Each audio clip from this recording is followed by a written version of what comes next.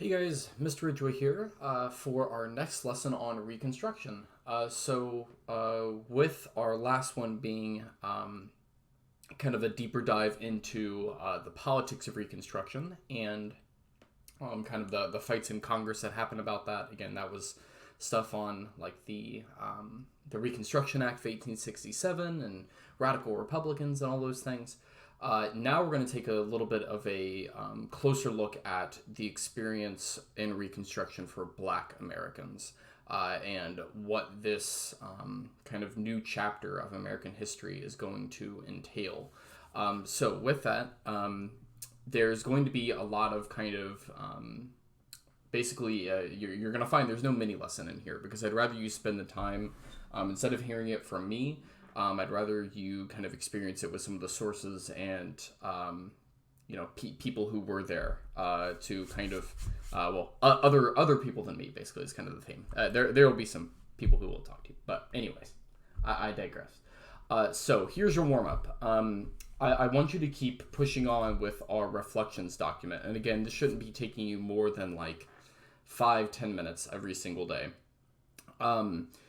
What I want you to do are basically, you can see the steps right here on the screen. I'm not going to read through every single one. But what we're going to kind of now add the primary source into what we're doing. So in the last video, I told you pick one of those three time chunks, 1491 to 1750, 1750 to 1800, or 1800 to 1850. And, be ready to feature that in the rest of your paper. As long as you're ready to do that, then you can go ahead and do this task right here. So now I'm going to ask you to pick one, and I'd like you to write just a paragraph, use topics from our previous lessons as evidence, and just justify why you think that chunk of time is the most significant for defining U.S. history so far. Again, this is completely up to you. I don't have a particular take one, it doesn't matter one way or the other, as long as you back it up with evidence, which again, I would recommend you go and look at some of the titles of some of our lessons, for example. So just a paragraph there. Now, all I want you to do besides that is in that reflections document, we're going to now add a primary source in there. And how we're going to do that, I'm going to go ahead and show you right here, okay? Is I am going to go to Schoology. Okay, I'm going to go to our class here. And when I get in there, I'm going to click our plus stuff folder. Okay, critical thinking paper. And then this button right here, it says primary sources. So if you look here, it's going to take you to a folder, or rather a set of folders. And you can see they're kind of on varied topics. So we've got European encounters, diversity in colonial America, rhythms of early family life. So these things aren't necessarily they are, I will tell you, they are chronological. So like if you're expecting I'm going to write on 1800 to 1850, you probably would be looking towards the end of these things. Or if you're doing one of the earlier ones, you look towards the beginning of the list. All I want you to do is I want you to find a primary source that is going to back up your paragraph that you just wrote, and I'd like you to screenshot it and the actual citation for your source. So let's go again for an example here. Let's say I'm doing 1491 to 1750, and I've got this archive here that says the rhythms of early family life. So I think the fastest way to do this is I can actually go and look at the source, and let me pull up. So let's say, for example, I really, really, really wanted to do the Great Awakening, right? I'm gonna go to my source here. I'm gonna actually zoom it in so I can actually see what I'm doing. There we go. Okay, that's much better. And I'm gonna scroll in here, and I'm gonna find some source that might be about one of the topics that we had in class. Now, there might not be everything here. So again, I might look through the source and be like, oh, okay, I've got a map of Boston, a lot of stuff about Revere, Sewing Desk, Cradle, poem by Paul Revere. Okay, maybe this isn't super helpful. So again, it might take you going into more than one folder, and that's totally fine. I'm gonna go back. Let's actually try to find something. Diversity in colonial America, maybe might be in here. So again, I'm just gonna look at my list of sources here. I'm going to find something that's hopefully useful. Okay, so no, not really helpful. Again, I'm just kind of scrolling here and just looking over general titles. Oh, Jonathan Edwards, selection from his sermon, Sinners in the Hands of an Angry God, right there. Okay, so I'm going to go find this document, because again, I'm just pretending that I'm doing the First Great Awakening, or I may have said second, but it's fine. For First Great Awakening here, and I'm going to go find this document. It's 2.8a, so I'm just going to scroll in here, 2.3, 2.5, so it's going towards the end here. And 2.7. Okay, and here we are.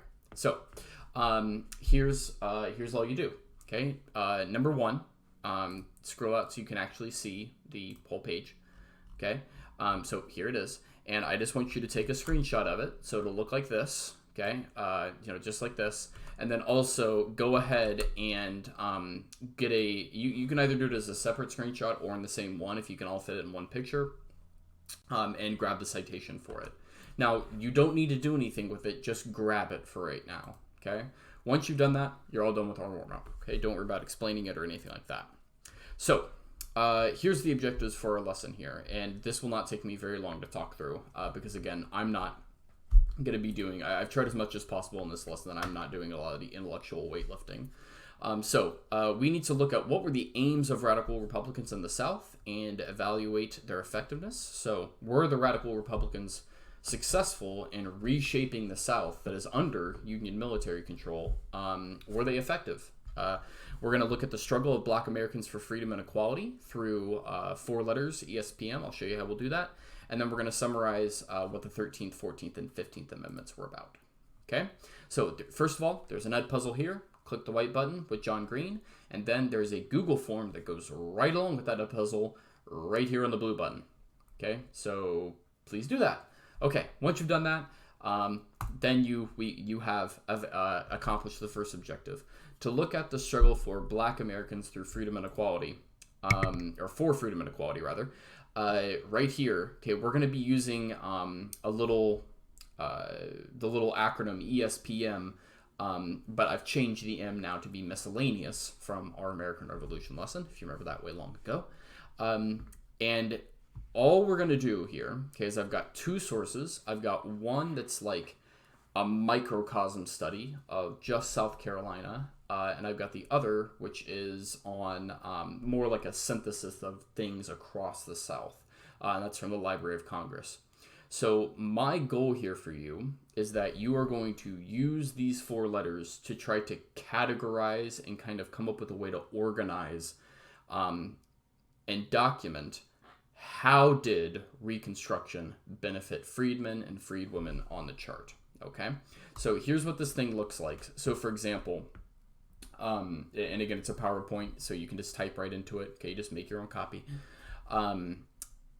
Once you have it open, okay, so here's our 4 letters: economics, social, political, miscellaneous. South Carolina, okay, if you find something in the South Carolina source that talks about the economic progress that happened for Black Americans during Reconstruction, type it in there. If you find something that's about social class that has to do with South Carolina, type it in there. If it's about politics with South Carolina, you would go and add this right down here, okay? If it's miscellaneous, maybe it's like education or something like that. And again, this is just with the South Carolina source, right? If you are looking at the Library of Congress, then you do the same thing. So you can see that we're kind of breaking up where we found it with also different categories of change, okay? So that should really be all that you need for this guy. That's really it.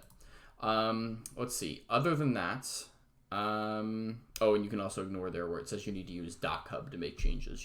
I tried to make it a PowerPoint this time so you wouldn't have to have any kind of PDF editor. The last thing you need to do, and this will not take you very long, is to just read the text of the 13th, 14th, and 15th Amendments for each of them. Okay, and then to summarize the intention of them, like what were they trying to do on this Padlet, and each kind of amendment, you're going to post one in each column, and you're going to give 3 hashtags that summarize what that amendment was trying to accomplish. Okay? Once you have done that, then you're all done with this lesson. And that's it. Okay? No slide homework, no extra homework, nothing like that. Just something to be aware of, as we only now have, besides this one, 2 lessons left for this entire semester. Something you want to be looking out for is we are going to be having a Chapter 4 test, but I'll be making sure I put lots of announcements on Schoology and stuff like that. So again, just to, if you didn't see that news bulletin, there is no final, so we will be having a Unit 4 test instead. Okay? Alrighty. With that, oh yeah, in the Unit 4 test, it will just be multiple choice, so it won't be like any, like writing or Flipgrid one like we did last time. Other than that, I hope you guys are all doing well and staying healthy, and I'll see you later. Bye-bye.